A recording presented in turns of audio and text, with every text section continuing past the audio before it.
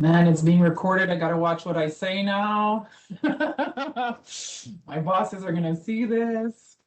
I'll sit up straight. Yeah, make sure I'm good. Put the curse word filter on. Yeah, I do all right with that, I think. I think I'll be all right. Oh, I was saying for me. That's funny. Even better.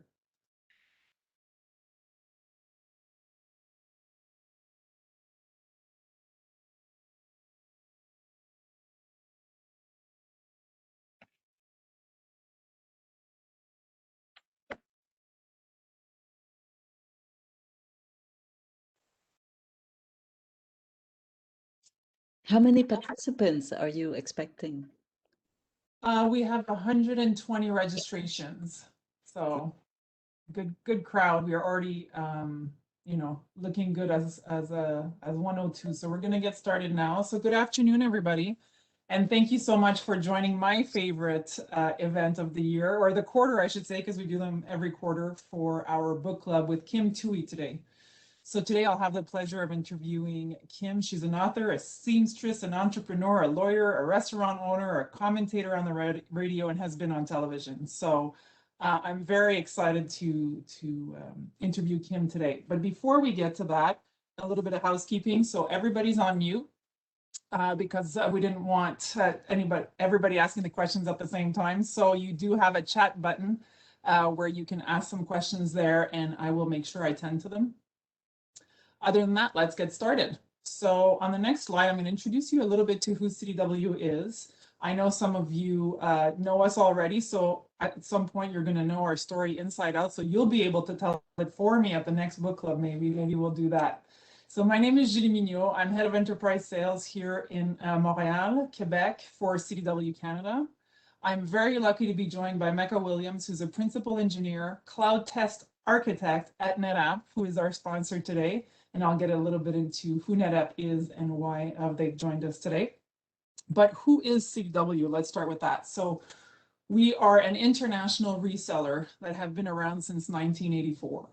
So I know that some of you have heard me say this story before, but I'm going to say it again. So we are a garage story, or a kitchen story, if you would, where Michael Krasny, the founder, had a computer that he wanted to upgrade, but his computer still worked very well. So he decided to put an ad in the newspaper and try to resell it. Unbeknownst to him, 30 people answered the ad. So he's like, wait a minute, this is a really good business model. So let's try to do more of this. So he would buy used equipment and then resell it to a greater audience. So that's how we got started. If we fast forward to today, we're a $20 billion company internationally, with head offices in Canada, the UK, and in the US, with the US having the headquarter. In Canada, in 2019, we were very lucky to acquire a solutions and services company called Scalar Decisions.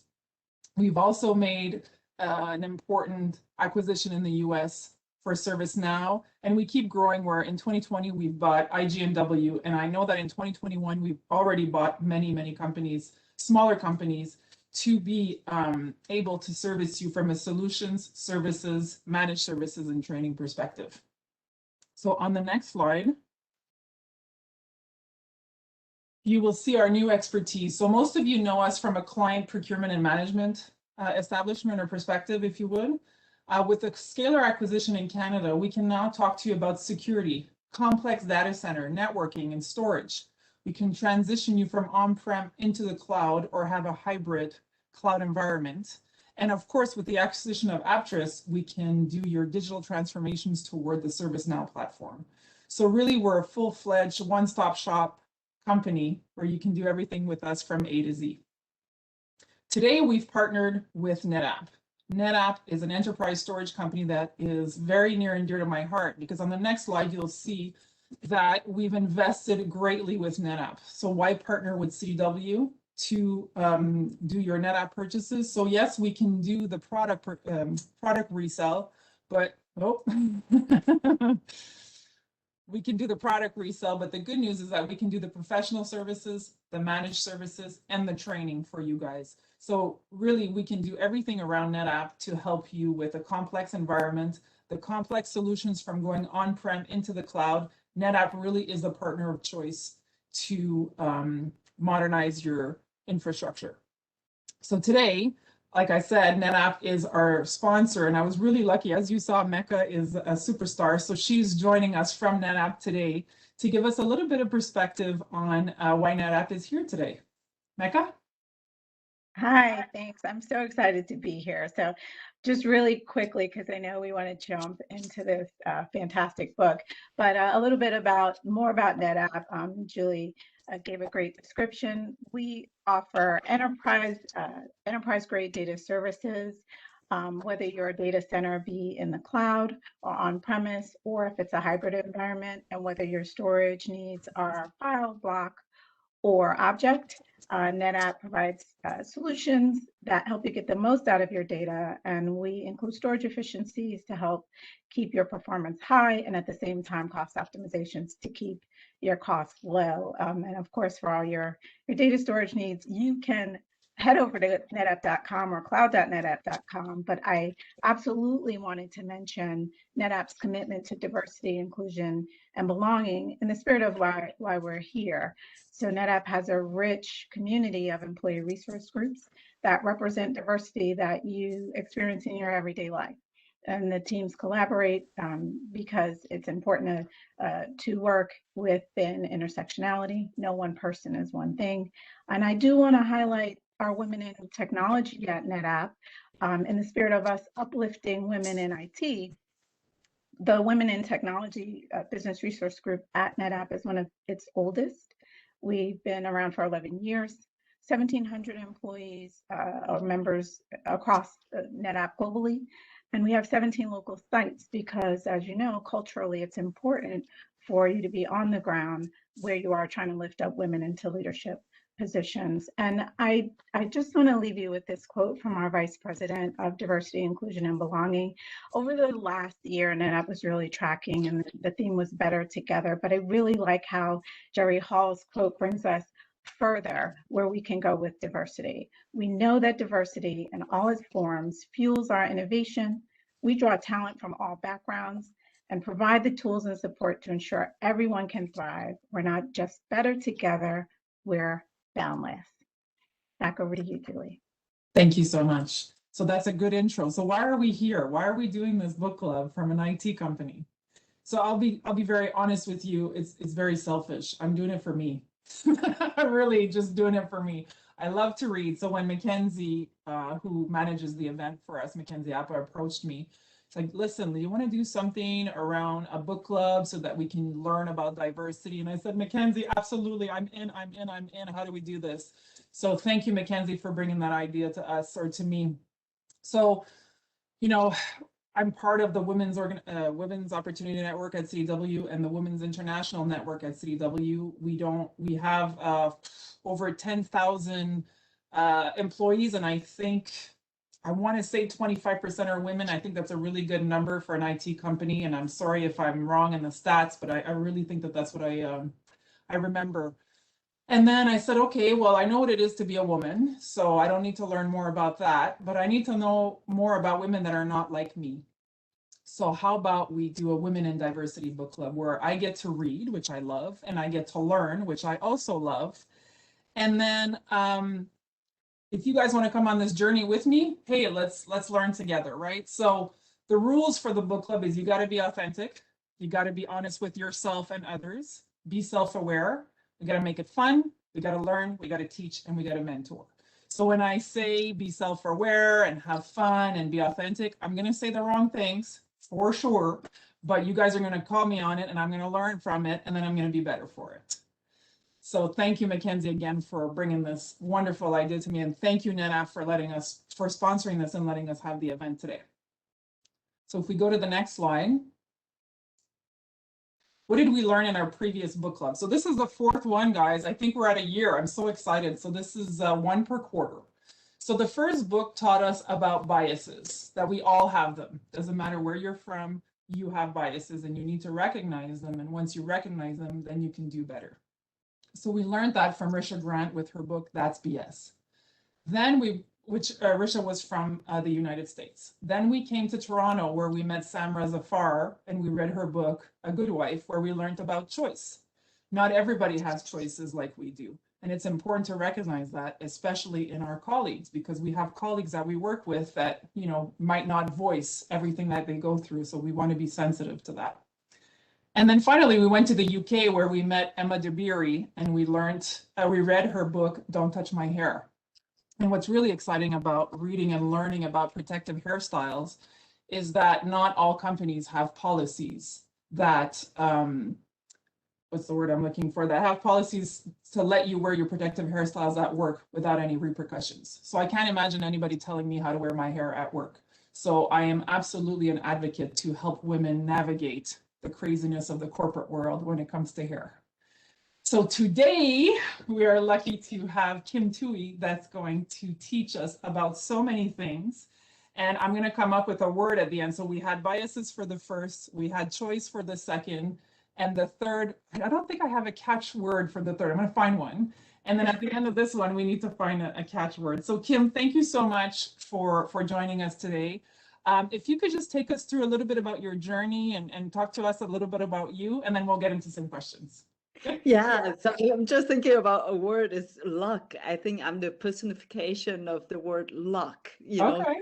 chance in French. So I think it's luck, right? More than fortune. I don't know which one is best, but maybe at the end of the talk, you can define it better, or maybe gratitude. I think I'm really grateful for all the things that I have had the chance to live through.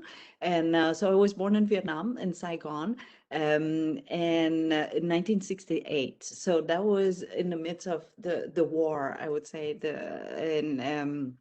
But I was very lucky because I was born in a family which really protected me, and I basically lived in an ivory tower and didn't realize that the country was at war into 1975 when the North won against the South, and when the Americans who were there pull out. And so, when there's a change of political regime, and we're not talking about a normal election day where you have a new party or the same party, then, the worst case scenario is that you learn new names, but that's it. In your daily life, you don't feel any difference. But in a war, after a war, and very often we think that after a war there's peace, right? But peace doesn't come right away. There's a period of transition, which entails a lot of chaos, and when you have a political change in the regime, then it comes with persecution. And so we were from the losing side. So there were many, oh my God, I can go on and on, but okay, let's not go into that. But this is when we after 3 years, we decided to leave, but we couldn't leave Vietnam. We were stuck. You remember back then we talked about the Iron Curtain. And the Iron Curtain really existed in the sense that no airplanes could come into Vietnam at that point anymore. But even inside the country, I could not even go to my cousin's house, even at the age of 7 or 8, without the permission from my police station and her police station. So the freedom of movement didn't exist anymore, and we kind of tasted it a little bit with the virus this year. But in Vietnam, it was, so I basically was born into that, lack of freedom of movement, but it became really worse after 1975. And we left because all boys who were 18 at that point and were not admitted to university were sent directly to a battlefield. And there were two active battlefields back then. It was in Cambodia and at the border with China. And even today, every year, the Handicap International would take out more than 100,000 mines on that territory. So you could imagine 45 years ago how bad it was. And my uncle was 17, and I have two brothers. So we knew that all the boys would die. since admission to university was no longer based on your performance, but it was based on your family history. So if you're from the losing side, for sure you don't have access to university, and that's why we left. I'm giving you the long version of this because then you see where I come from. Sure. It's you know back then, the keyholes were really holes you could see through and you could hear, and so I was eavesdropping my mom and my grandmother, and my mom asked my grandmother to let her son to come with us, because yeah, he was gonna die anyway, and my grandmother said, you know, cannot take my son. I hear that boats do sink at sea. You know, you won't make it, and so on and so forth. And my mom, her answer was so scary because she said, "But your son is already dead. I'm just asking you to choose where you want him to die. Do you want him to die in Cambodia at the border with China or at sea? But at least at sea, you would feel that you have tried all the, you know, all your options." And that's how we left. And we were very lucky. We arrived in Malaysia without encountering any pirates. And so the women did not get raped on our boat and so on and so forth. And we stayed for a very short period in the camp, only 4 months. And we got selected by Canada by pure chance because we didn't, how would I say it? Canada needed the refugees to have a sponsorship, and we didn't have one. But my father volunteered as an interpreter for the Canadian delegations, and at the end, one of the agents gave him a spot and said that, oh, maybe we should give a spot to the interpreter. And that's how we ended up, going to Canada. And because my parents spoke French and English, but French mostly, so they said, "Okay, we're sending you to Quebec, and this is where we live for the last whatever 40. How many years now? We arrived here in 79, so 42 years." Wow. That's the short version. No, it's a great version. It's a great start to our conversation. So thank you. And I know, so you've written many books. How many books have you written so far? Oh, sorry, on the four. spot. No, I'm sorry.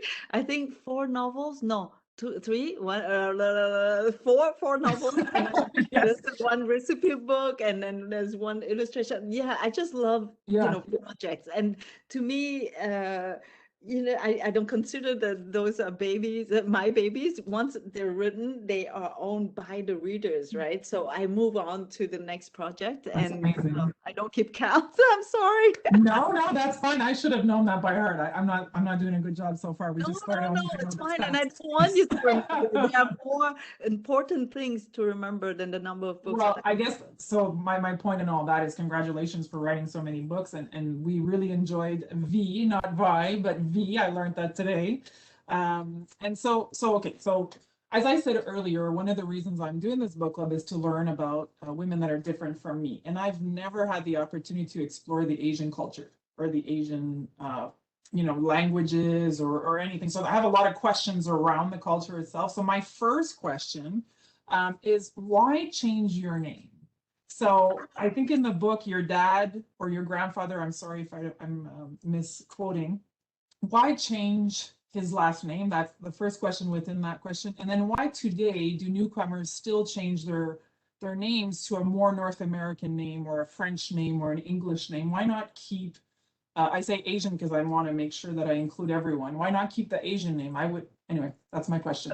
I think, we didn't think through back then. It was just to make things easy, right, for people to remember. And my brother's name is Nyeon, which is very difficult to pronounce. And especially when you see the spelling, you don't know how to pronounce it. Nhon, right? It doesn't give you the sound Nyeon at all. So he has chosen Luc. you know, a different Right. name to make it easier for people to pronounce and to remember. But also, I think unconsciously, we didn't know then. But you know, even today, when you get 2 or 3, you know, a pile of CVs and you resumes, and you look at the names, and of course, it's uncomfortable to pick up the phone and call someone that you cannot pronounce the name, right? And so I think from our end, we also know that, we understand that. So we said, okay, let's change our name into something easier. So for the longest time when I was a lawyer, my last name is Lee Tan, right? My first name is Kim Thuy. And I dropped the Thuy and the Tan to have only Kim and Lee, which are 2 words easy to read. And I even tried, you know, over the phone back then, I would say that, oh, hi, my name is Kimberly. And I would, you know, slow down a little bit between the two. So the other person would think that my name is Kimberly, right? No, Instead of goodness. Kimberly. And so for the longest time, until I become a writer, I guess, my name was Kim Lee. So the first part of my life, I would say, I was a different person. Sure, we reinvent ourselves throughout our journey. I get that. Yeah, yeah. Well, And so I think it was just to make it easier for and today it's you know, this is where you talked about biases. And I remember I was on a jury for, I don't know, for a thing, and there were so many resumes, and I remember that there were universities which I didn't recognize the name. So of course, if it's Harvard, you know what is Harvard, what is Oxford, you know, and you tend to go towards those people instead of a university that I couldn't even spell or say. And that's where, you know, you had to basically kick yourself a little bit and said, make an effort, go on the internet and look for it. And I remember it was university, one of the universities was University of Senghor, right? Which is one of the oldest university, and it's really a great university, but I didn't know about it. So I thought it was nothing, right? And this is where I think when you talk about biases is that we have the references that we have, and it always takes a push to go further than what we know. And I think as humans, we always fall into the shortest or the route, easiest way. Yeah. the easiest way, the shortest way. And so, yeah, and I'm a lazy person, so I know that. I So doubt that. With the journey you had, I doubt that very much. But, I mean, that's it's why true I that- kick myself and yeah, force myself to go to make that extra mile, I guess. Well, I guess that's why when you say make an effort, that's why sometimes I'm sad when I hear folks change their names to make it easy for us. I'm like, how about not changing the name and then we make the effort so that you're comfortable because it's actually your given name. You know, that's how I think. Yeah, yeah, and you know, and when I chose Twee, I thought that because I thought nobody would read this book, you know, my first book. So much for that. So I said, whatever name, it doesn't matter, you know. My friends and parents do know what my name what my name is, and funny enough, like you said, people would make an effort, not only that they would spell Thuy, but even with an accent. Yeah. Yeah. It takes a lot of effort, you know, to go find the Vietnamese keyboard. So I'm very thankful, and I'm surprised also that people love the fact that they can spell my name with that accent. Naturally, of course, yeah. Yeah. Trust me, I have a French last name, and my English colleagues make an effort, and I always appreciate. They butcher it every single time, but it doesn't matter as long as we try, and next time it'll get better, and then the next time Exactly. that. So I'm And you very know, thankful for that. and I love the fact that each person would pronounce tweet differently because of background, right? And Sure, that sure. means that, you know, this name has different interpretation. And I just love to hear this name, you know, pronounced differently. So if we, I'm sorry. go ahead, Michael. No, go ahead. I think it's good that we take that extra effort, and even when we say it wrong, it's an opportunity for us to learn. And I think from like the Western perspective, I always wonder if you ever feel lost when you change your name or you drop your name. Do you feel like it's lost, or do you? Yeah. I would tell you that I feel that I can be more, not less. That there's one more life being added to it. And for the like, very often people would ask you, okay, in that circle, chart, how much of you is Canadian, how much is Vietnamese, how much of Vietnamese you have left in you, very often from the Vietnamese side. And it's very difficult to say the percentage because it changes. If I'm eating a Vietnamese noodle soup, I expect it to be really Vietnamese, and then I'm 100% Vietnamese, right? But if I'm eating a poutine, I want it to be really a poutine, and then I'm 100% Quebecois, and I want that cheese to be really fresh and to make that sound and on your Sound, tongue yeah. and so on and so forth. And that's not a Vietnamese, that's a Quebecer. And because of one of the interviews with a journalist, I realized that you don't have only one circle, actually. That's You right. can, each culture is one circle, and you don't need to know the culture perfectly to say that it's yours. You only need to love it enough, to love it unconditionally, to say that this is mine. So I don't own I don't master the Vietnamese language. I don't, I know very little, I think, of the Vietnamese culture, but I love it unconditionally. So it is mine. And it's the same thing for French, a language that I don't master, perfectly. But I love French unconditionally. And because it was the language of love, it was that language which welcomed me into this second life. And so to me, French is just love. And English, unfortunately, I've never been to school in English. I learned it only when I was a lawyer at work. So I might sound sometimes a little bit harsh or business-like, because that was the only vocabulary that I got from work. But at the same time, I love, English poetry so much. So I say, I allow myself to say it's also mine. And so now I would say that I'm 100% in each circle, and I have, the three circles. And for the longest time, I always said that, oh, I'm sitting in the crack of the chair, of two chairs. And so, but now I think I've eaten enough bacons and cheese to sit on all the chairs, right? I don't have to sit only on one. You're not worried about it anymore. Yeah. And so the names, I would say it's the same. Kim is me, Thuy is me. My parents would call me only with Thuy. And my older friends from my lawyer's year, I was Kim Lee, and that was also me. And now I'm Kim Thuy, and I think they are just layers that in my case, that I add to myself, and I'm just happy, to be a millefeuille. I don't know how you call that in. I'm going to translate, but I know we have Quebec friends on the line, so I'm really happy to throw in a couple of French names there, little shout outs there.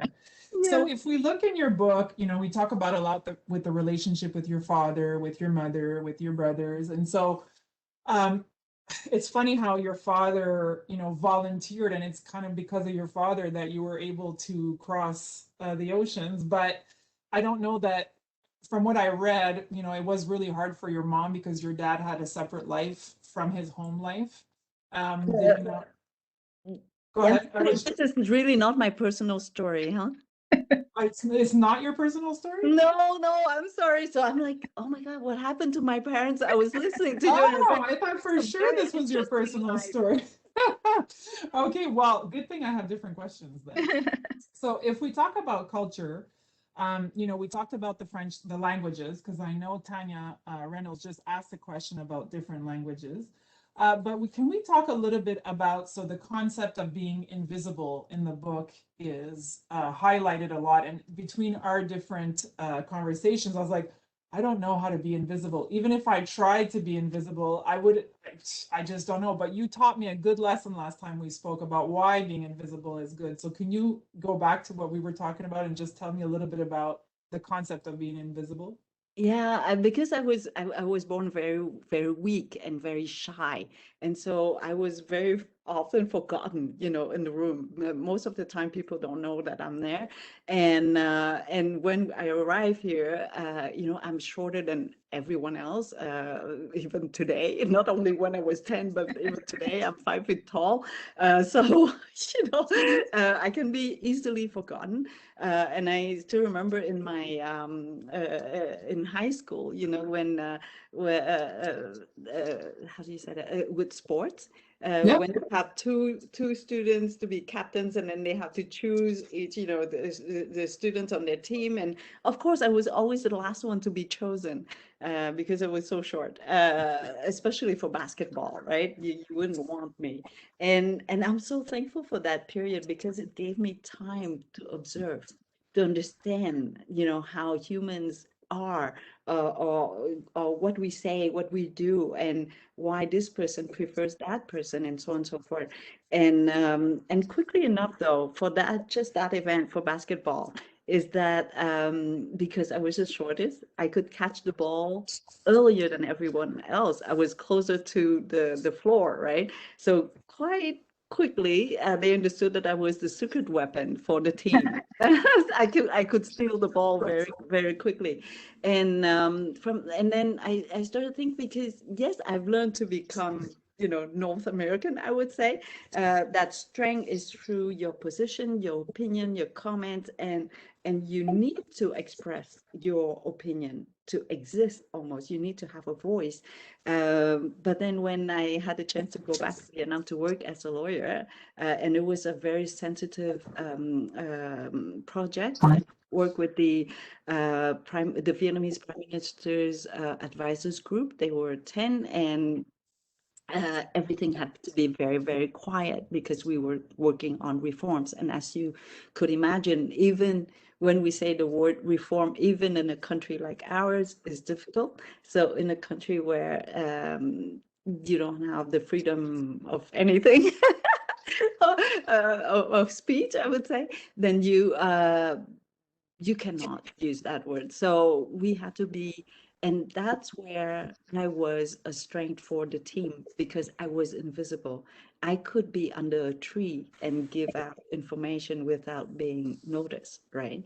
Whereas my bosses, who were too tall, they were Canadian, 6 feet tall or more, they could not go around town and disappear into the crowd, whereas I could.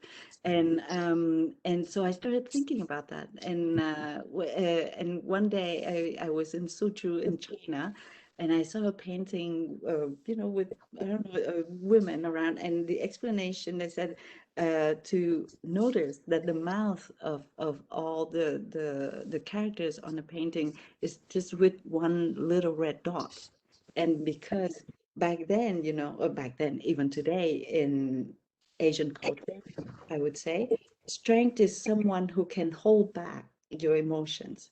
Because if you react, if the person in front of you knows that what he or she is saying is making you happy, then they can take it away. If they know that it's making you sad, then they can, go a little bit deeper. So if you look back at paintings in, Japanese paintings or Chinese paintings, and even today, and we still laugh with our hands on our mouth, right? Not to show your teeth, and not to show. And the Empress of China uh, always received people behind a silk screen. And a silk screen does not protect you from any weapons, but it did protect you from all involuntary, movements of your face and your eyes. And so strength is viewed completely, from the other end. And this is where different culture and diversity is interesting, because when you have both, when you understand both, you can play with both. And I was interviewed by Le Journal Le Monde in Paris, and it's a very serious newspaper, very, very intellectual. So they started asking me, a very complicated question, and I didn't have an answer. And so I put on my Asian hat, right, going like without any emotions. And it gave me, I would say, 5 seconds more to just think about the answer and get to have something interesting to say. And so invisibility is also a strength. And I think when you learn martial arts, I think one of the first moves that you have to learn is how to disappear. And it's also the best defense, to become invisible. And so I don't consider that invisibility is a weakness at all. I think it's even a power. You know, when you go into a room and nobody sees you right away, you have time to scan the room, right? And to see exactly where power sits, because power is not always obvious. You know, we sometimes think that power is where it's, you know, with the lights, how would you say it, is where the light is, but sometimes power is on the other side. And yeah. That's so profound, because I wasn't raised that way at all. You know what I mean? For me to hear that, I'm like, you know what? She's right. When you think about it that way, being loud is not always the answer, and it's not always what comes either. Because folks have time with somebody being quiet, a hard time, pardon me, with somebody being quiet, and then they have a hard time with somebody being loud. So the power to choose when to do it is really where the strength is, right? Yeah. But it's great to have both hats, I would say, to have this face and play the Asian thing. Well, it's good. For all more power to you. Yeah, and So- then to put your how do you say that, to speak up when I need to. Yeah, So sure. yeah, I feel that I'm very lucky to have those two cultures, you know, in me. Yeah, absolutely. I think it's great too. I think I'm going to practice that a lot going forward. So far we've learned about French last name and why. We've learned about invisibility. In the book, we talk about colorism. And so I've heard a lot of colorism from the Black and Brown community, but I've never, or really rarely, heard about colorism when it comes to Asian culture. So when I say I use the word colorism, and I know in the book you don't use exactly that word, but we do talk about different skin tones or trying to be a different skin tone. So can you elaborate on that when it comes to the culture? It's the same thing for Vietnam. I will talk for the Vietnamese, because we had the French in Vietnam for 100 years, which is, you know, a long time. And the relationship, you know, with the dominant, and how do you say, the dominant and the dominee? No, how do you, the colonizer, you know, the one who dominates and the one who is being dominated, is that there is a relationship, right? And the relationship, contrarily to what we think, I think, is that there's a relationship of love and hate, in the sense that your closest hero is the one that you hate the most, right? Because that's the strongest person who is, you know, dominating you. So you do look up as well to that person. And so, okay, I'll stay with Vietnam. I was going to give you different examples in the world, but in Vietnam, for even today, you know, we still use the expression "beautiful like a Westerner." Okay. It's an expression. When you compliment somebody, you say, "Oh my gosh, she's beautiful like a Westerner," and people don't even connect even to the fact that you're saying Westerner, you know, and you are Eastern, you're the Asian, and so it's ingrained in the language. But not only that, you know, to us, a beautiful person is someone who has big eyes, and Asians don't have big eyes, you know. And even my mom today, you know, my well, because of newspapers and magazines, and so there are many pictures of me around, and so every time there's a new magazine arriving at home, she would put her hands on my eyes, and she said, "You see, if you had your children's eyes, because they are mixed, you would be so much more beautiful." So in her mind, eyes have to be bigger. And if you know, in Korea, you have the best surgeons to get your eyes bigger, because our eyes open up, yeah, like garage doors, you know, like this, instead of opening up the other side. And the way to open them up is to have a cut here, an incision, and that incision will become a scar, and that scar would block your eyelid to pull in, so it would open the other side, and that would open up your eyes a little bit. And also, of course, you need to have white skin, pale, because yeah, your model is the French, right? The French criteria. So, and that's all, it's in the DNA now, sadly enough. And so, I don't know if one day we can break that link, but right now it's still very present. And also a higher nose, here. And so there are ways, it's very easy and very cheap to get your nose. Well, and to answer your question, are we ever going to get there? I think it's by talking about it like we are today, and realizing, we all struggle with body image. We all struggle with being, the model type girl, but, non-European folks didn't, how can I put it? It was imposed on you, you know what I mean? You know what I mean? And we have to celebrate each other's beauty. And I think that that's great that we share that today to talk about it, because I can't imagine wanting to cut my eyelids to look like somebody else. Like, for me, that just makes me so sad, and it makes me cringe. My aunt, the other day, she Pardon? said, my aunt the other day, she said, you should have you should have your surgery way before. Now there are too many pictures of you all around. You can no longer change your eyes. And I'm too old Sorry, now to Auntie. change. Mecca, you were gonna say something? Sorry. Oh yeah, I was gonna say that it's generational, right? So the people perpetuate this in their families, and I think the way we've been able to move the needle some is to just start celebrating little girls, how they are naturally, and then they grow up confident, and because they're gonna get that criticism, they're gonna get the why don't you do this? But if we instill confidence in them when they're very young, we can help to ward it off. My parents did it for me. I do it for the generation behind. But yeah, it's amazing that as different as we all are, we do wind up with the same problems and biases within our communities. Absolutely. And so, speaking of being different, I always try to bring back a little bit of the questioning towards the workplace, because we're here at the workplace. And so I know we talked about how it was not a privilege, an advantage to have the invisibility or all that, but how did it feel? Like, we often talk about being the only woman in the room, the only person of color in the room. Well, how is it for you to be the only Asian in the room? How does that go?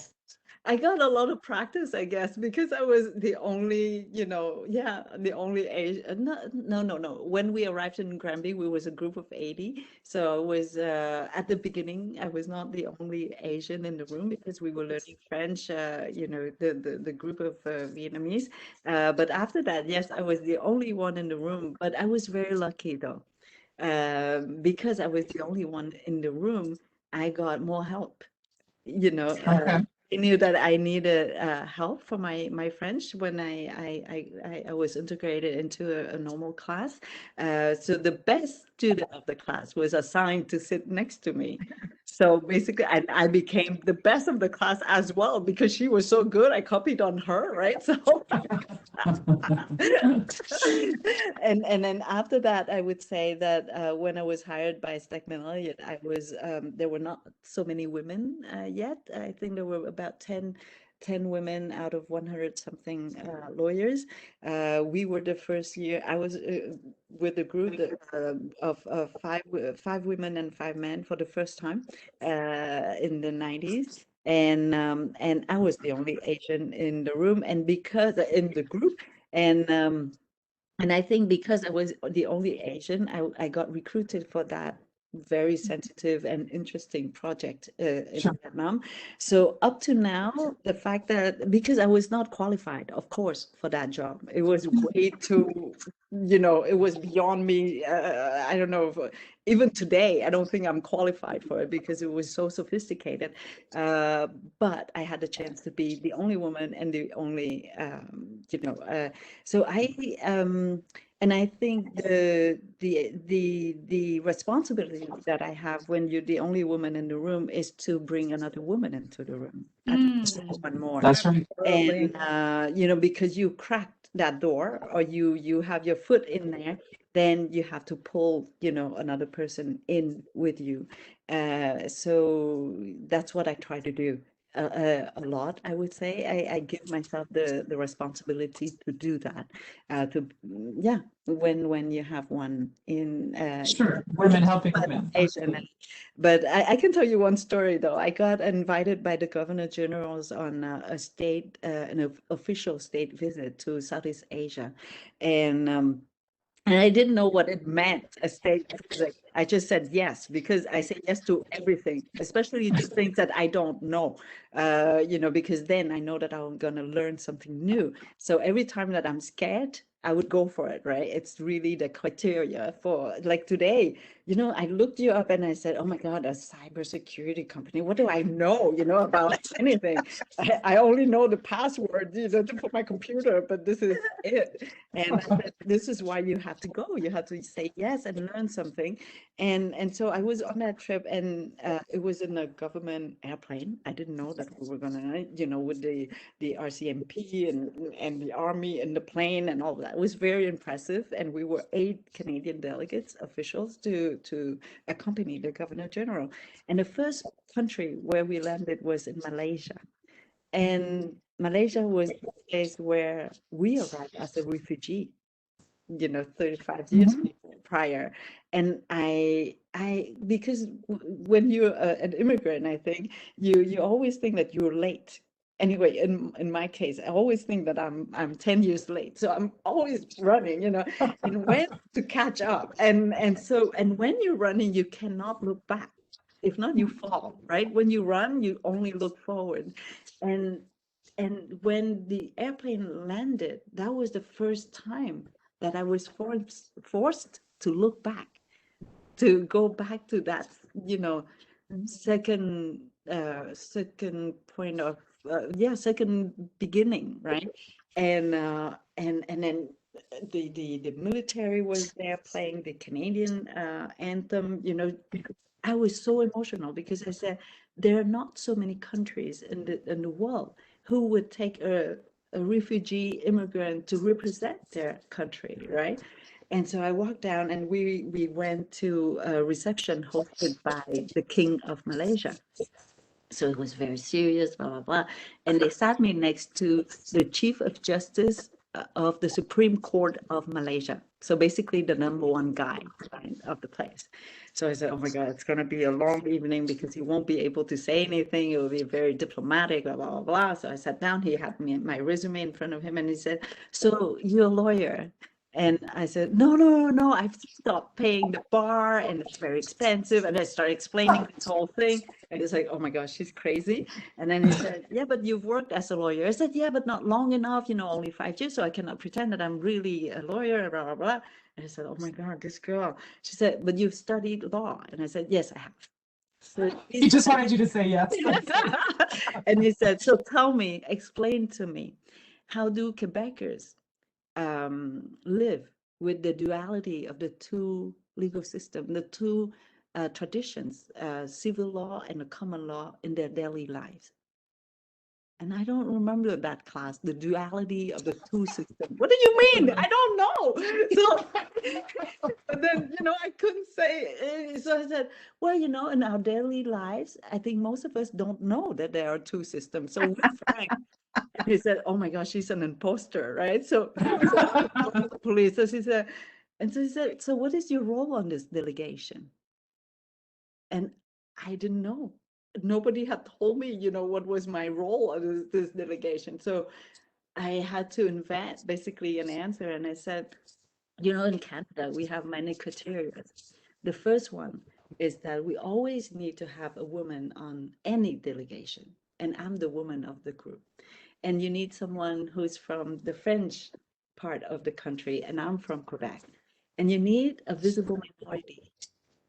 I am a visible minority in Canada, not here, but in Canada.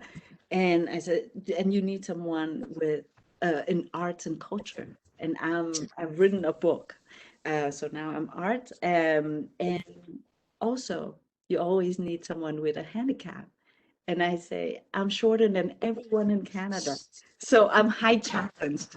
And so Canada saves a lot of money by having me. It's one room instead of five, 1 mouth, 2 feet instead of five. I joke a little bit, but at the same time, I wanted him to see that our country does pay attention to these issues. And we do give a voice to the minority, to the smaller groups, to those who don't have a voice easily. And well, he stopped talking to me altogether.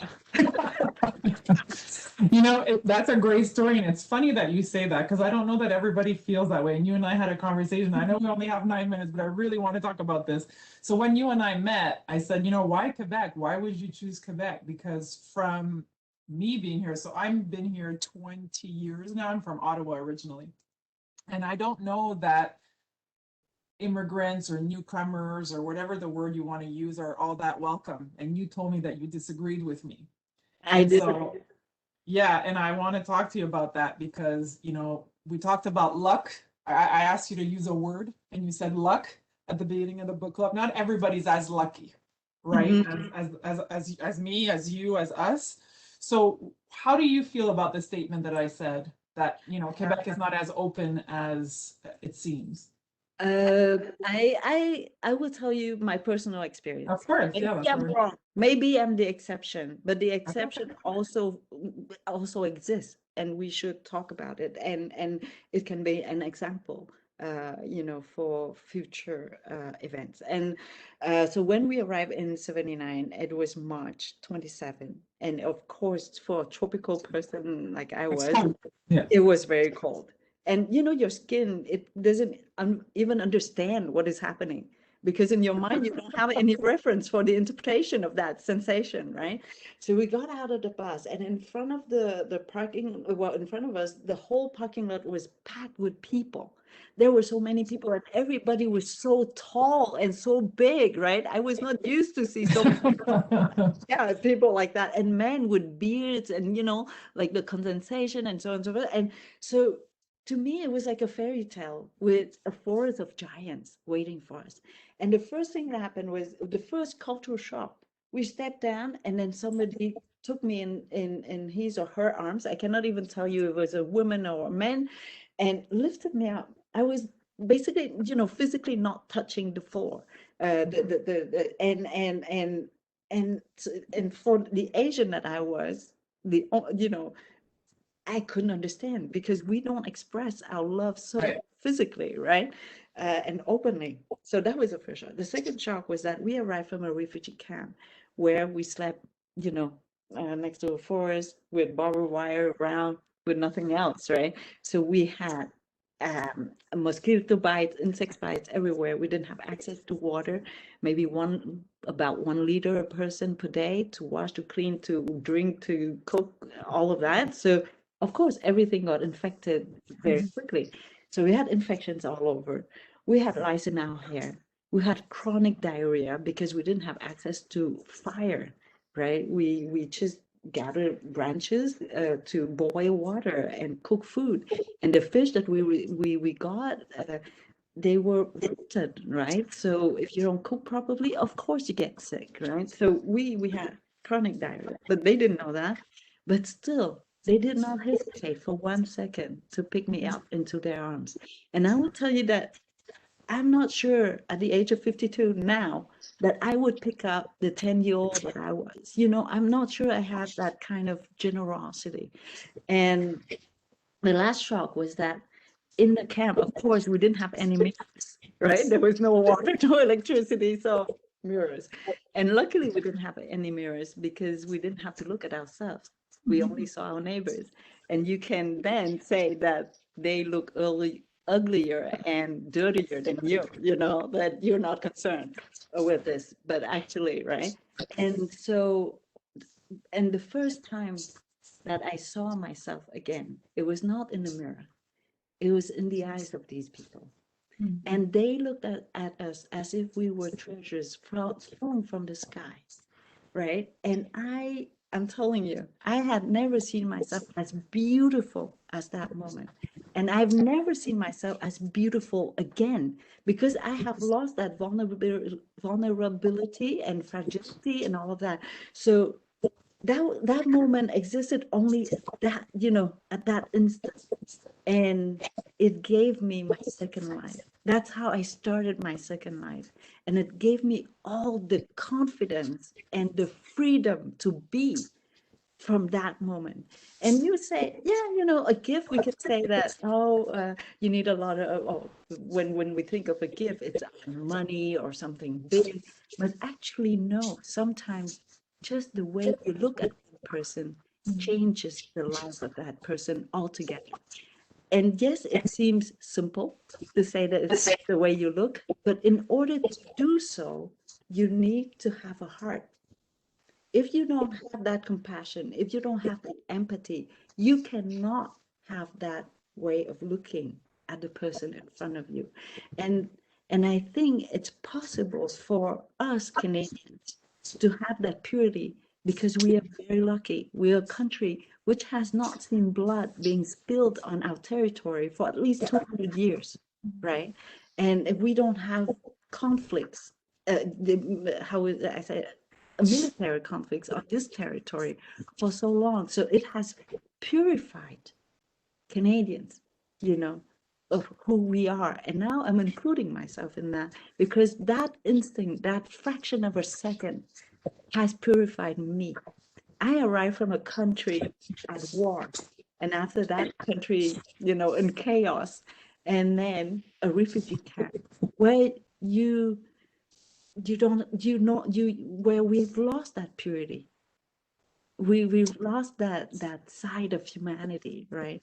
Uh, because a culture of the communist, at that point, the communist regime was how to make everybody scared of everybody else, right? So you lose trust, and you cannot trust anymore. And generosity in a camp is very essential, but also very difficult. It's a challenge every time. Sure. Whereas in a country like ours, generosity is almost like a given. Well, and that's where, and I love that story, and I think that's going to be your next book because I think that that's what we should all learn about every day, about all these little stories of positivity as opposed to the negativity that we hear on the news or in the newspapers, or because that's what creates the biases in the first place. It is all of that in the media that we see.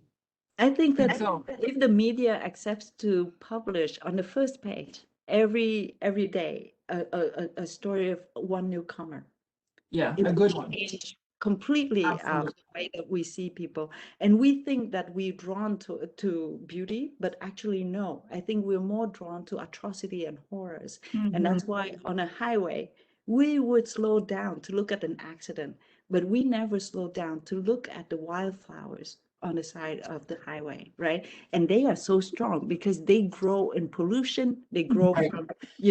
from cement, and we don't pay attention. But I think that we can practice to see beauty.